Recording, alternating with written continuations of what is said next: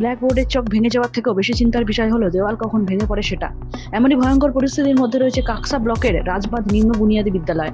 এই বিদ্যালয়ের প্রাক প্রাইমারি থেকে পঞ্চম শ্রেণী পর্যন্ত প্রায় 43 জন পড়ুয়া রয়েছে, শিক্ষক 3 জন। বিদ্যালয়ের শ্রেণীকক্ষ 2টি, তার মধ্যে একটি শ্রেণীকক্ষ ভয়ঙ্কর পরিস্থিতির মধ্যে রয়েছে।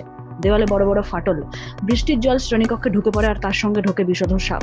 ঝুঁকি নিয়ে শিক্ষক শিক্ষিকাদের পঠন পাঠন করাতে হয় পড়ুয়াদের। বিদ্যালয়ের প্রধান শিক্ষক প্রণব সাহা বলেন যে চরম ঝুঁকি নিয়ে থাকতে হয়, সবাই আতঙ্কে থাকে।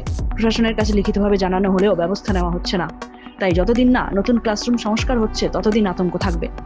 কাকসার শিক্ষা দপ্তরের আধিকারিক সুদীপ সরকার বলেন, অভিযোগ পেয়েছেন, ঊর্ধ্বতন কর্তৃপক্ষকে জানানো হয়েছে, দ্রুত সংস্কার করা হবে। বিদ্যালয় ছাত্রছাত্রী বলুন, শিক্ষক মহাশয় শিক্ষক মহাশয় বা পড়াশোনা বলুন, মিড ডে মিল বলুন, সবই ভালো। কিন্তু আমার একটাই অসুবিধা, বিল্ডিং যে কোনো সময় ধসে পড়ে যাবে। তার মধ্যে কোনো রকম দুটো রুম ভালো আছে, তার মধ্যে এই দুটো রুমের মধ্যে 6টা ক্লাস করাতে হচ্ছে। কত ক্লাস অবধি আছে এখানে? এখানে শিশু 1 থেকে, মানে আমরা যেটাকে প্রি প্রাইমারি বলি, প্রি প্রাইমারি থেকে ক্লাস 5 অবধি। কতজন আছে পড়ুয়া? 43 জন। এই হচ্ছে দুটো ক্লাসের মধ্যেই সবকিছু, তার মধ্যে আবার অফিস।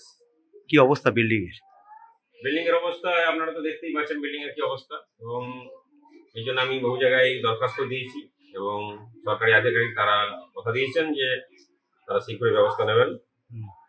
আমি মাননীয় মন্ত্রী মহাশয় প্রদীপ মজুমদার মহাশয়কে দরখাস্ত দিয়েছি, এদিকে চেয়ারম্যানকেও দেওয়া হয়েছে। ওনারা আশ্বাস দিয়েছেন খুব শীঘ্রের মধ্যে ব্যবস্থা হবে।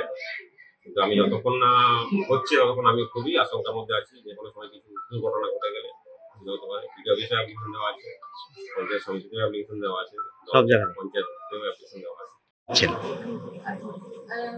এই ক্লাসরুমে যখন আমি পড়াতে আসি, ওই ব্ল্যাকবোর্ডে যে এই যে উপরের অংশটা আছে, এখানে যখন আমি এই যে দেখছেন এখানে ফাটলটা, এখানে যখন আমি লিখতে যাই, এই যে যে কোনো মুহূর্তে কিন্তু ভেঙে পড়তে পারে।